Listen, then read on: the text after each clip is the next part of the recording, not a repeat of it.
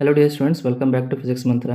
आज हम लोग फोर्थ चैप्टर के एनसीईआरटी सॉल्यूशंस को कंटिन्यू करते हुए क्वेश्चन नंबर 5 को करने वाले हैं, जिसमें ये कहा गया है when a net force acts on an object we observe that the object accelerates. तो यहाँ पर एक क्वेश्चन है जिसका 4 ऑप्शन दिया गया और इस चारों में से हमें ये बताना कौन सा ऑप्शन करेक्ट होगा। तो सबसे पहले स्टेटमेंट को समझते हैं कि यहाँ पर एक नेट फोर्स की बात की गई। तो नेट फोर्स कहने का मतलब है कि अगर किसी ऑब्जेक्ट पर जिस डायरेक्शन से ज़्यादा फोर्स लग रहा हो, ऑब्जेक्ट उसी डायरेक्शन में मूव कर जाती है। सपोज़ कि इस डायरेक्शन से फोर्स 5 न्यूटन लगाया जा रहा हो और इस ऑब्जेक्ट पर ऑपोजिट डायरेक्शन में 4 न्यूटन का फोर्स लगाया जा रहा हो, तो जिस डायरेक्शन से ज़्यादा फोर्स लग रहा होगा, ऑब्जेक्ट भी उसी डायरेक्शन में मूव करेगी।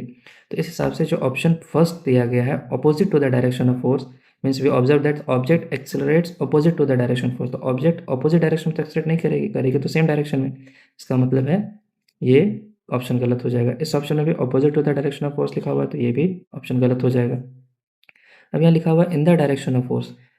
ठीक है, in the direction of force तो होता है with acceleration inversely proportional to the force. नहीं, ये गलत है, क्योंकि जो फोर्स का फॉर्मूला होता है उसके अकॉर्डिंग हम जानते हैं इसका फॉर्मूला होता है मास इंटू एक्सेलरेशन, और ये इनवर्सली प्रोपोर्शनल नहीं, डायरेक्टली प्रोपोर्शनल होता है, इसलिए ये ऑप्शन भी गलत हो जाएगा। और नेक्स्ट ऑप्शन है in the direction of force, तो बिल्कुल ये तो सही है। With acceleration proportional to the force acting on the object. Proportional means directly proportional, तो यस, जो एक्सेलरेशन है वो फोर्स के डायरेक्टली प्रोपोर्शनल होता है। इसका मतलब ये ऑप्शन हमारा करेक्ट हो जाएगा।